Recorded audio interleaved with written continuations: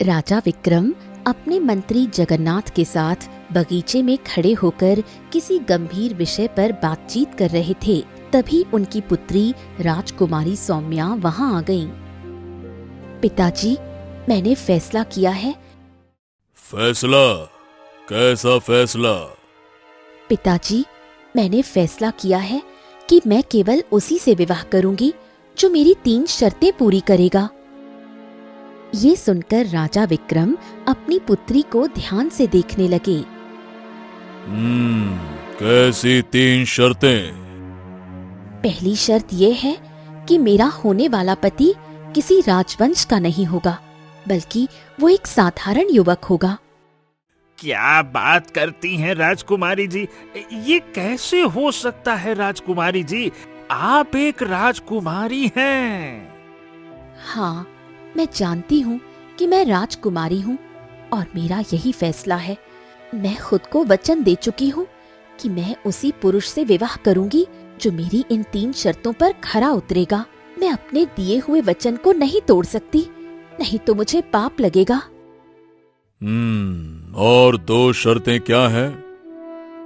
बाकी की 2 शर्तें मैं अपने होने वाले पति को ही बताऊंगी, आपको नहीं।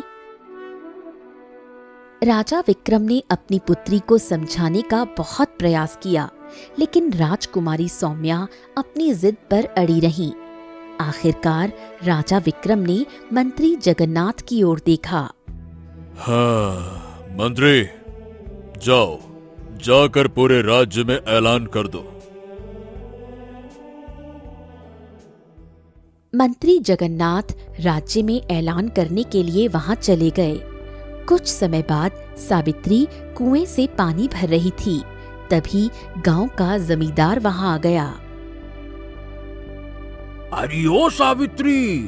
हे सावित्री, तेरे पति ने मुझसे कर्ज लिया था। कर्ज चुकाने से पहले वो संसार छोड़कर चला गया। अब ये बता कि वो कर्ज चुकाएगा कौन? जहाँ तक मैं जानती हूँ, मेरा पुत्र अर्जुन आपको अपने पिता का लगातार कर्ज चुका रहा है। थोड़ा बहुत बाकी बचा है, वो भी चुका देगा।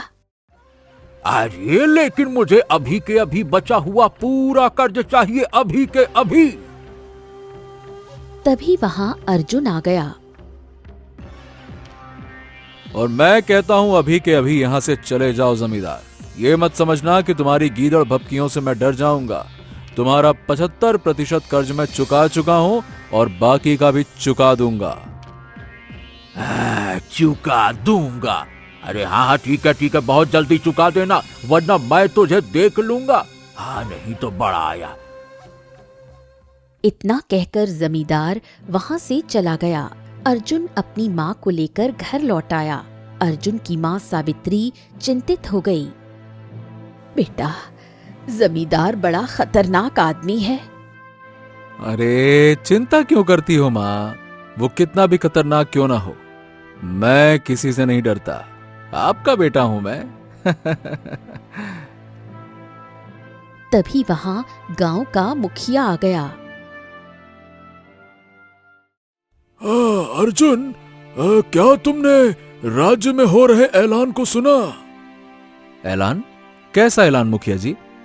बेटा, राज्य में ऐलान किया गया है कि राजकुमारी सौम्या केवल उसी युवक को अपना पति बनाएंगी जो उसकी 3 शर्तों पर खरा उतरेगा। और पहली शर्त यह है कि वो युवक राजवंश का नहीं बल्कि साधारण होना चाहिए। अब न जाने कितने लोग जाकर अपनी किस्मत आजमा चुके हैं। बेटा, तुम भी अपनी किस्मत आजमा कर देख लो, शायद राजकुमारी तुम्हारे भाग्य में लिखी हो।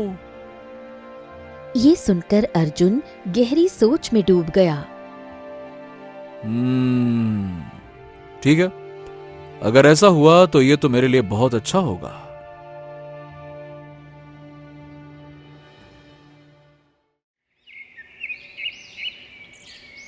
अगले दिन अर्जुन राजमहल पहुंचा।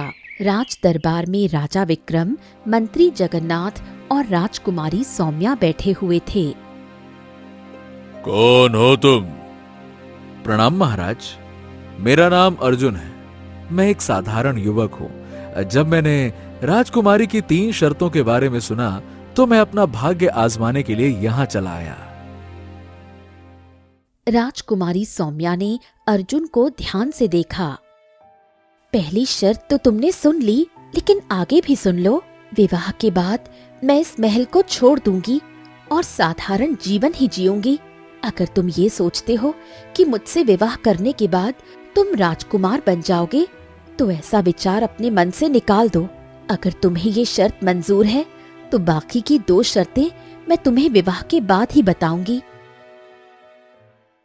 अर्जुन राजकुमारी सौम्या को देखने लगा। पहली नजर में ही अर्जुन को राजकुमारी सौम्या पसंद आ गई थी। ठीक है, मुझे स्वीकार है। ये सुनकर राजकुमारी सौम्या गहरी सोच में डूब गई। ठीक है, मैं तुम्हें अपना जीवन साथी चुन रही हूँ, लेकिन मुझे तुमसे अकेले में कुछ बातचीत करनी है। इतना कहकर राजकुमारी सौम्या ने अपने पिता की ओर देखा। क्या मैं इससे अकेले में कुछ देर बातचीत कर सकती हूँ? राजा विक्रम ने मंत्री जगन्नाथ की ओर देखा और फिर अपनी पुत्री की ओर। ठीक है, हमें कोई ऐतराज नहीं है। ठीक है। राजकुमारी सौम्या अर्जुन को एकांत में ले गई। कुछ देर बाद दोनों वापस राज दरबार में लौट आए। अब मैं इससे विवाह करने के लिए तैयार हूँ। दरअसल मैं इसकी पसंद और नापसंद जानना चाहती थी। अधिकतर जो इसे पसंद है वही मुझे भी पसंद है। कुछ ही देर बाद राजकुमारी सौम्या और अर्जुन का विवाह साधारण तरीके से संपन्न हो गया। पिताजी, अब मैं अर्जुन की पत्नी बन चुकी हूँ और मैं साधारण औरत की तरह अपना जीवन व्यतीत करना चाहती हूँ। इसलिए अब से मेरा राजवंश से कोई संबंध नहीं रहा। अगर मुझसे और मेरे पति से किसी भी प्रकार की गलती होती है तो मेरे या मेरे पति के साथ वही व्यवहार किया जाए जो साधारण प्रजा के साथ किया जाता है। ये क्या बातें कर रही हो बेटी? ऐसा कैसे हो सकता है? मुझे कुछ नहीं पता, बस आप मुझे वचन दीजिए पिताजी। हाँ, ठीक है, ठीक है, हम तुम्हें वचन देते हैं। अब तक तुम्हारी हर इच्छा पूरी की है बेटी, तो ये इच्छा भी पूरी करेंगे। कुछ देर बाद राजकुमारी सौम्या अर्जुन के साथ उसके घर आ गई। अर्जुन ने सारी घटना अपनी माँ को बता दी। बेटा, इससे तुझे क्या फायदा मिला? माँ, अब मैं आपको कैसे बताऊं? मुझे पहली ही नजर में राजकुमारी से प्रेम हो गया था माँ। और प्रेम के आगे तो धन दौलत सब बेकार होते हैं। ये आपने ही तो मुझे सिखाया था। सावित्री मुस्कुराने लगी। समय ऐसे ही बीतने लगा। एक दिन अर्जुन वृक्ष के नीचे बैठा हुआ था। तभी जमींदार वहां आ गया। क्यों भैया, राजकुमार बनने के सपने देखने वाले अर्जुन? अबे ओ गरीब खाने के फटीचर, क्यों? अबे तू ये सोचकर राजकुमारी से विवाह करने गया होगा कि बैठे बिठाए राज सिंहासन मिल जाएगा, लेकिन तुझे तो फूटी कौड़ी भी ना मिली। मैं कहता हूँ दफा हो जाओ यहाँ से जमींदार। तुम्हारा बाकी का कर्ज भी मैं चुका दूंगा। इस वक्त मैं तुमसे कोई बात नहीं करना चाहता। जाओ यहाँ से। बात करोगे भी कैसे? अरे तुम्हारे भाग्य में गरीबी ही लिखी है। राजकुमारी भी तुम्हारे जीवन में आई तो गरीबी ही लेकर आई।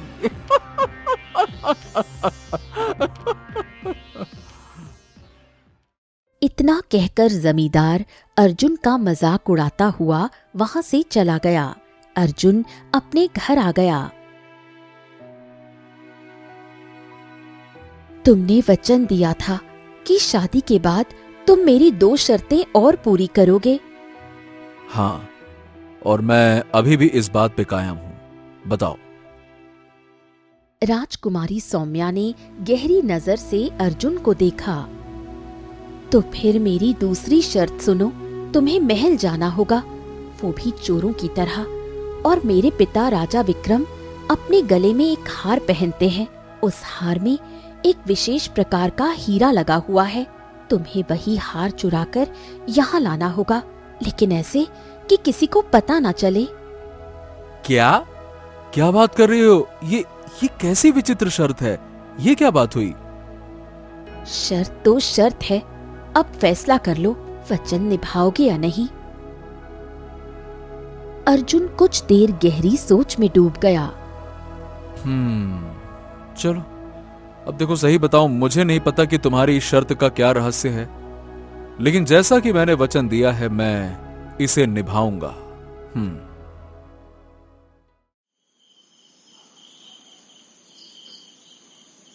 रात के समय अर्जुन महल की ओर चला गया। वो दीवार फांदकर महल के अंदर पहुंचा और दबे कदमों से राजा विक्रम के कक्ष तक पहुंच गया। राजा विक्रम गहरी नींद में सो रहा था। अर्जुन ने बड़ी चतुराई से राजा विक्रम के गले का हार उतार लिया और वहां से बाहर निकल आया। वो सीधे अपने घर लौट आया और हार राजकुमारी सौम्या को दिखा दिया। अब मैं तुम्हें अगली शर्त कल दोपहर में बताऊंगी।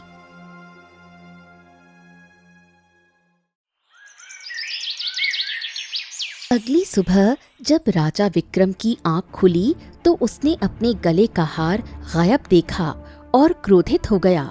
वो तुरंत मंत्री जगन्नाथ के पास पहुंचा। हमारे गले का हार कहाँ गया, मंत्री जी? ये कैसे हो सकता है? आपके गले का हार भला कौन चुरा सकता है? अरे, तुम अच्छी तरह से जानते हो वो हार कितना कीमती है। हमें किसी भी कीमत पर हमारा हार चाहिए। जाओ, सैनिकों के काम पे लगा दो, महल का चप्पा चप्पा छान मारो, जाओ। इतना कहकर राजा विक्रम राज दरबार की ओर चला गया। अब मेरी तीसरी और अंतिम शर्त सुनो। हाँ, बताओ, तुम्हारी तीसरी और अंतिम शर्त क्या है? बोलो। राजकुमारी सौम्या ने गहरी नजर से अर्जुन को देखा। मेरी तीसरी और अंतिम शर्त है कि इस हार को तुम राज दरबार में ले जाओ। मेरे पिताजी हार को लेकर चिंतित होंगे और उनसे कहो कि ये हार तुमने चुराया है।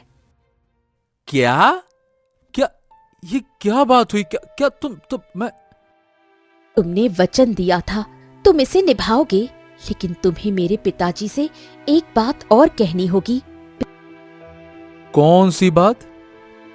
पिताजी तुम्हारे साथ साधारण प्रजा की तरह व्यवहार करेंगे। हार चुराने के जुर्म में तुम्हें दंडित करेंगे। तुम्हें पिताजी से केवल एक ही बात कहनी है कि दंड के रूप में वो तुम्हें तहखाने वाले कारागार में बंद कर दें। और एक खास बात और, तुम पिताजी को ये बिल्कुल भी नहीं बताओगे कि दूसरी शर्त पूरी करने के लिए तुमने उनका हार चुराया था। तुम यही कहोगे कि जब तुमने पहली बार उनके गले में ये हार देखा था, तुम्हारी नीयत उस पर खराब हो गई थी।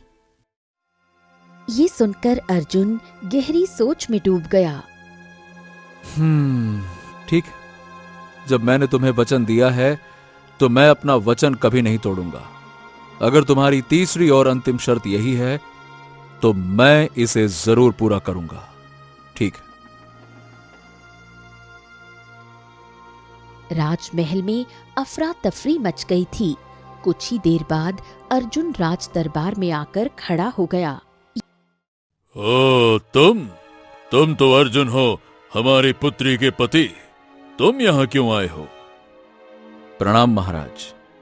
महाराज, मैंने ही कल रात आपका हार चोरी किया था।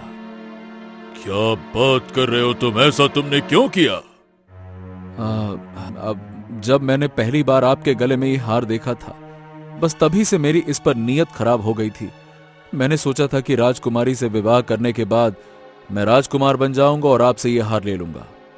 लेकिन राजकुमारी ने राजवंश छोड़ दिया, इसीलिए इस हार को चुराने के अलावा मेरे पास कोई दूसरा चारा नहीं था। ये सुनकर राजा विक्रम क्रोधित हो गया। चोर धोखेबाज, हम तुम्हें ऐसा दंड देंगे कि तुम जीवन भर याद रखोगे, क्योंकि हमारी पुत्री ने कहा था कि उसके और उसके पति के साथ साधारण प्रजा के जैसा ही व्यवहार किया जाए। ठीक है, हमें आपका दंड स्वीकार है महाराज, लेकिन मेरी एक इच्छा है। मैंने आपके तहखाने वाले कारागार की सजा के बारे में बहुत सुना है कि वो सजा बहुत कठोर होती है। अब मुझे ये सोचकर नींद नहीं आ रही है कि मैंने आपके गले से हार चुराया। मैं दंड का हकदार हूं महाराज। आप मुझे तहखाने वाले कारागार में बंद करवा दीजिए। मूर्ख, बेवकूफ, धोखेबाज, तू जानता नहीं कि तू कौन सी सजा मांग रहा है। तू वहां अधिक समय तक जीवित नहीं रह पाएगा। इतना कहकर राजा विक्रम ने अर्जुन को तहखाने वाले कारागार में बंद करवा दिया। अर्जुन तहखाने में जाकर एक तरफ बैठ गया और इधर उधर देखने लगा। तभी अर्जुन की नजर दीवार में लगे एक पत्थर पर पड़ी। अर्जुन तुरंत उठा और जैसे ही उसने पत्थर को निकालने का प्रयास किया, अगले ही पल तहखाने में एक गुप्त द्वार खुल गया। अर्जुन धीरे धीरे कदमों से उस द्वार के अंदर गया तो उसने देखा कि वहां एक दूसरा राजा विक्रम बेड़ियों में जकड़ा हुआ पड़ा था। उठिए, उठिए, सुनिए, मैं आपको छुड़ाने आया हूं। उठिए, उठिए। अर्जुन ने तुरंत उसकी बेड़ियां खोल दी। दूसरा राजा विक्रम चौंक कर उठ बैठा। कौन हो तुम? कौन हो तुम? यूं समझ लीजिए कि मैं राजकुमारी सौम्या का पति हूं। ये सुनकर दूसरा राजा विक्रम और भी अधिक चौंक गया। लेकिन मेरी पुत्री का तो विवाह ही नहीं हुआ। लेकिन अब हो गया है। मैं कौन हूं और यहां कैसे आया, इसका रहस्य आपको कल तक सब कुछ पता चल जाएगा। इधर राजा विक्रम अपने कक्ष में बैठा हुआ था। तभी वहां मंत्री जगन्नाथ आ गया। महाराज, एक बात कहना चाहता हूँ। मतलब मेरी तो कुछ भी समझ में ही नहीं आ रहा। आखिर राजकुमारी के पति ने ये मूर्खतापूर्ण काम क्यों किया? और अगर उसने ये हार चुरा ही लिया था, चोरी में सफलता प्राप्त ही कर ली थी, तो फिर कोई बेवकूफ ही होगा जो लौट कर आकर कहेगा कि ये हार मैंने चुराया है। बताइए भला। राजा विक्रम गहरी सोच में डूबा हुआ था। सबसे अजीब बात तो हमें यह लगी कि उसने तहखाने वाले कारागार की सजा चुनी। इतना कहकर राजा विक्रम ने उस हार को गौर से देखा। अगले ही पल उसकी आंखों में क्रोध की लकीरें उभर आईं। मंत्री जगन्नाथ, ये हार नकली है, नकली है ये आप क्या कह रहे हैं महाराज? बिल्कुल सही कह रहा हूँ। तुम अच्छी तरह से जानते हो कि अगर 3 दिन तक वो हार मुझसे दूर रहा तो मैं इस रूप में अधिक समय तक जीवित नहीं रह पाऊंगा। मेरी सारी ताकत इस हार में है। हमारे साथ बहुत बड़ा षड्यंत्र खेला गया है। राजा विक्रम और मंत्री जगन्नाथ जैसे ही पीछे पलटे तो पीछे राजकुमारी सौम्या खड़ी दिखाई दी। हैरत से क्या देख रहे हो? तुम्हें क्या लगता था कि मैं यहाँ पर नहीं आ सकती?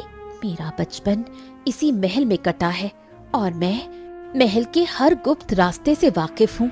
तुम्हें तो मैं बाद में देखूंगी, लेकिन सबसे पहले इस बहरूपिये का अंत कर दूं।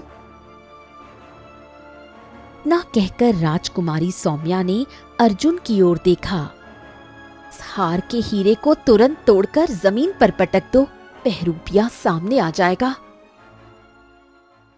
अर्जुन ने तुरंत हार से हीरे को तोड़कर जमीन पर पटक दिया और मंत्री जगन्नाथ के पास खड़ा पहला राजा विक्रम अपना रूप बदलने लगा। देखते ही देखते वो पत्थर में बदलने लगा। मुझे क्षमा कर दो राजकुमारी सौम्या, मुझे क्षमा कर दो। मुझे नहीं पता था कि तुम इतनी बुद्धिमान हो। मुझे क्षमा कर दो।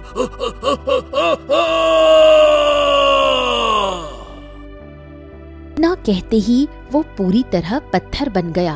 अगले ही पल तेज धमाका हुआ और पत्थर के टुकड़े टुकड़े हो गए। राजकुमारी सौम्या ने अपने असली पिता राजा विक्रम की ओर देखा। पिताजी, अब आप सैनिकों को बुला सकते हैं, बहरूपिया खत्म हो गया। राजा विक्रम ने तुरंत ताली बजाई और सैनिक वहां आ गए। मंत्री जगन्नाथ को पकड़ लो और घसीटते हुए राज दरबार में ले जाओ।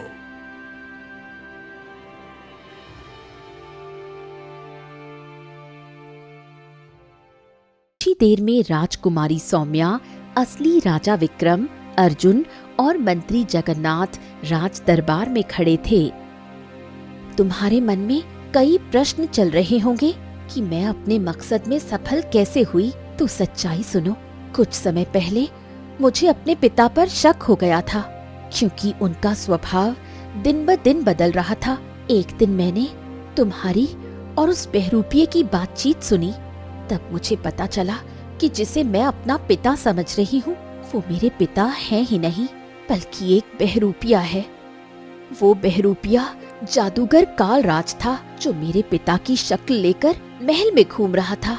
तुम्हारी बातचीत के दौरान ही मुझे पता चला कि तुमने मेरे पिता को तहखाने वाले कारागार में बंद करके रखा है और तुम मुझे भी रास्ते से हटाने की योजना बना रहे हो। इससे पहले कि तुम मुझे रास्ते से हटाते, मैंने एक योजना बनाई और उस योजना के तहत मैंने तुम्हें और उस जादूगर कालराज को बिल्कुल भी शक नहीं होने दिया कि मैं सच्चाई जान चुकी हूँ।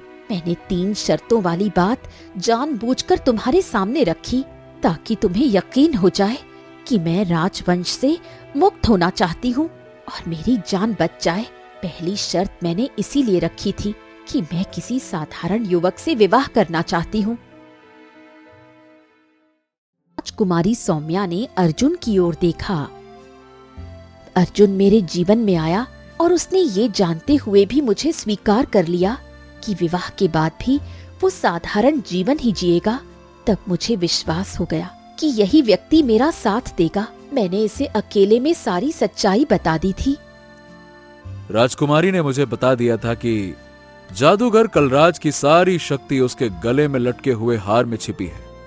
इसीलिए योजना के तहत पहले मैंने उसके गले से हार चुराया और अगले दिन उसे नकली हार दे दिया और असली हार अपने पास रख लिया। मैंने जानबूझकर तहखाने वाले कारागार में बंद रहने की सजा मांगी, क्योंकि राजकुमारी ने मुझे बता दिया था कि तहखाने के अंदर एक गुप्त द्वार है जो एक ईंट निकालने से खुलता है और उसी के अंदर असली राजा विक्रम कैद है। मैं जानता था कि थोड़ी देर बाद जादूगर को पता चल जाएगा कि उसके पास नकली हार है और वो कारागार में जरूर आएगा। कुछ मेरी योजना के अनुसार ही हुआ। मैं गुप्त रास्तों से कारागार में पहुंच गई और जादूगर कालराज के सामने ही अर्जुन ने हीरे को तोड़ दिया और उसका अंत हो गया। राजकुमारी सौम्या मुस्कुराई। अब तुम सोच रहे होंगे कि जादूगर कालराज के अंत के बारे में मुझे कैसे पता था। ये सब मुझे एक साधु ने बताया था। विक्रम ने गर्व से सौम्या की ओर देखा। हमारी बुद्धिमान बेटी, तुमने तो अपनी 3 शर्तों से कमाल कर दिया। अद्भुत अद्भुत अद्भुत। भाग्य का खेल है पिताजी। अगर मेरे भाग्य में अर्जुन जैसा पति नहीं लिखा होता तो शायद ये सब कभी नहीं कर पाती। राजा विक्रम क्रोधित होकर सैनिकों की ओर मुड़ा। मंत्री जगन्नाथ को घसीटते हुए आजीवन कारावास के लिए कारागार में बंद कर दो। अब ये कभी भी सुबह का सूरज नहीं देख पाएगा। ले जाओ इसे। सैनिक मंत्री जगन्नाथ को घसीटते हुए वहां से ले गए। अगले दिन राजा विक्रम ने अर्जुन को राज्य का नया राजा घोषित कर दिया।